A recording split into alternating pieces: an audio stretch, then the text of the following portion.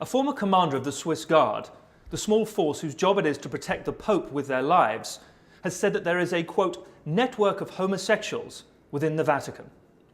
Elmer Marder, who was commandant of the Guard from 2002 to 2008, said that he gained insight into life at the Vatican. Quote, I cannot refute the claim that there is a network of homosexuals. My experiences would indicate the existence of such a thing. Now, Elliot, what I find interesting here is the use of network. What exactly does it mean by this? Is this sort of like a community organization within the Vatican that they kind of keep hush-hush?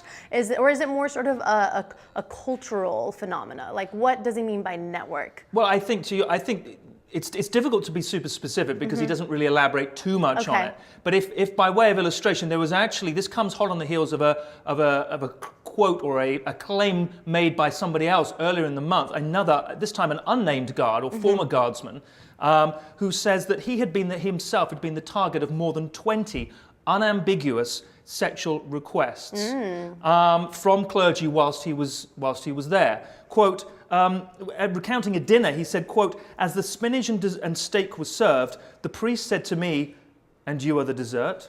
Oh, that's very flirty there. It's like flirty priest, right. Yeah, so it doesn't seem like this is something that's hidden or something that's covert. This is like, you know, part of the cultural, it seems like, from that. It seems it's interwoven into the fabric of the society and life at the Vatican. Now, obviously, these are unsubstantiated. There's no actual factual evidence. It's all based on hearsay and statements. But Elmer Mader goes on, actually, to say further on and sort of quantify his statement, but the following. A working environment in which the great majority of men are unmarried is per se a draw for homosexuals, whether they consciously seek it out or unconsciously follow an urge.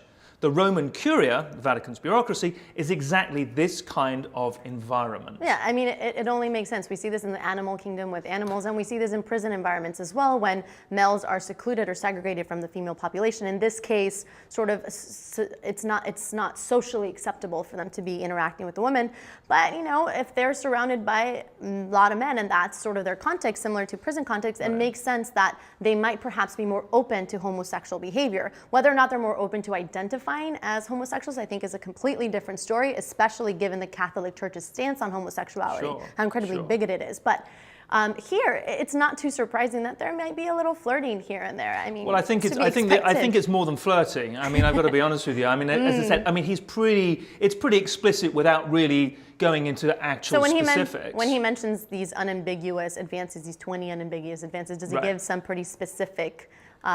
Well, I think that's what happens. Right. I mean, I think that one, in terms of you're the dessert, I mean, that's what he would quantify as an unambiguous advance. But you're right to point out, obviously, the great hypocrisy or the great conflict between this supposed or alleged behavior and obviously the Church's stance on homosexuality, which has softened, as we know, a little bit of late, but it's still viewed as something that is not part of the natural order. Unpure sodomy is still a sin. Like, you will go to hell if you have sexual relations with another man. So, and interestingly, you know, and you said, really the overreaching arc of the Catholic faith is calling homosexuals to abstinence. So it's interesting to note that this is really maybe not what's going on in the Vatican. So Vatican clergy, take note.